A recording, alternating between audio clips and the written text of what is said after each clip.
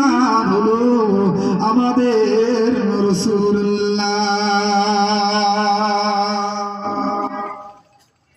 মুসলমান ঘরে ছেলেরা, জওয়ান যুবকেরা, তরুণেরা, এ দুনিয়া মানুষেরা, এ জওয়ান যুবকেরা, আমার আপনার নবী দিন দুনিয়ার বাদশাহ, হায়াতুন নবী, নূর নবী, সাইয়্যিদুল মুরসালিন, আল্লাহ নবী পাকে মহব্বতে সাহাবারা কত মহব্বত করতেন, ভালোবাসতেন দেখেন না। আল্লাহ রাসূলের মহব্বতে সাহাবা, আল্লাহ রাসূলের মহব্বতের সাহাবা বাগানের ভিতরে ঢুকে আছেন, বাজারের ভিতরে শুনতে পেলেন আল্লাহর নবী আর নাই, আল্লাহ নবী আর পৃথিবীর জমিন থেকে আর নাই।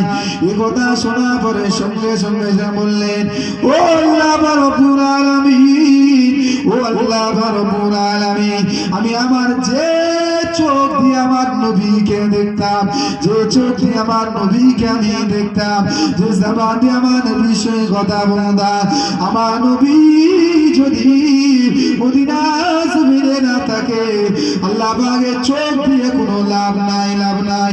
এই চোখটা আল্লাহ পাক অন্ধ কানা করে দেয়, অন্ধ করে দেন। হাদিস পাকের মধ্যে এসেছে চোখ দুটো অন্ধ হয়ে গেলেন। যদি বলবেন না যে জমিনে নবী নাই ওই জমিনে আমি থাকবো না। যদি বলবেন না সুবহান। হযরত বেলাল রাদিয়াল্লাহু তাআলা আনহু,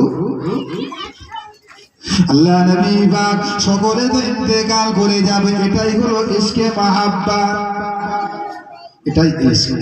এটা দেখা যায়, এটা দেখা যায়, সবাই তো মারা যাবে, ইন্তেকাল করে যাবে। আল্লাহ রাসূল বিদায় নিয়েছেন, আল্লাহ রাসূল বিদায় নিয়েছেন। হযরত বেলাল রাদিয়াল্লাহু তাআলা দয়া নবী পাককে এত ভালোবেসেছে, এত মহব্বত করেছেন। আল্লাহ নবী পাকের মহব্বতে সাহাবী হযরত বেলাল রাদিয়াল্লাহু তাআলা বললেন, আমি আর মদিনা জমিনে থাকবো না।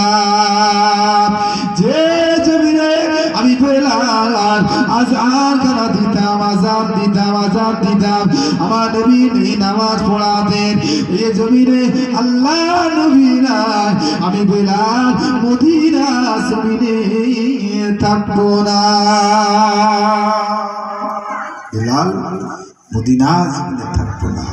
রসুলের মহব্বতের সাহাবা, রসুলের মহব্বত ভালোবাসা। আল্লাহ রসুল বলেছেন, লা ইউমিনু আহাদুকুম হাত্তা আকুনা আহাব্বা ইলাইহি মিন ওয়ালাদিহি ওয়া ওয়ালাদিহি ওয়ান নাস আজমাইন।